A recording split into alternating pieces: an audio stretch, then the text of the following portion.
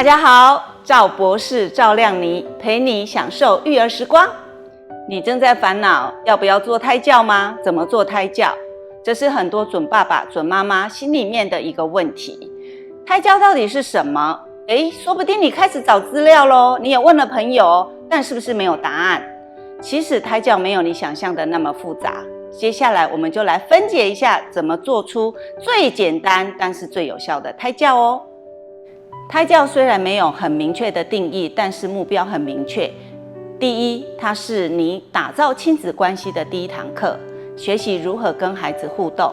第二，准爸爸、准妈妈开始预备着如何分工，能够把孩子照顾得更好。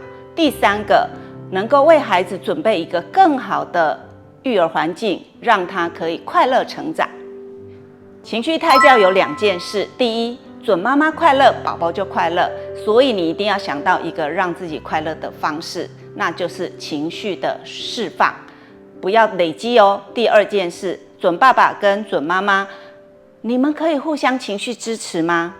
倾诉的能力，倾听的能力，趁情绪胎教的时候赶快培养起来，妈妈自然就快乐，宝宝也就快乐。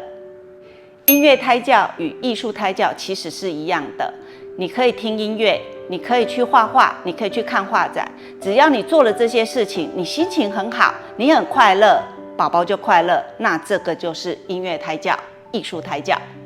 接下来很重要的就是怀孕期间，你会常常抚摸着你的肚子跟宝宝说话，其实这就是抚摸胎教、语言胎教。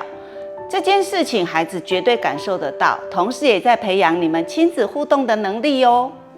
阅读胎教是准爸爸跟准妈妈一定要一起做的事，你们可以互相练习说故事、念儿歌童谣，宝宝都感受到了，同时你们也培养了未来跟宝宝一起阅读的能力。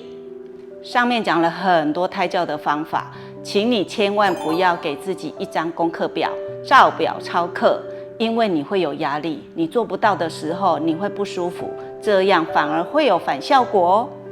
胎教就是准爸爸、准妈妈一起学习的过程，在这个过程，妈妈感受到了更多的支持，妈妈开心了，宝宝自然开心，这就是胎教。家的幸福感从父母开始，不只是生养哦，还要懂教育。欢迎持续关注妙妙熊频道，打造亲子关系秘诀就在这里。也欢迎留言告诉我们在教养过程遇到的问题，会在未来的影片中帮大家解答。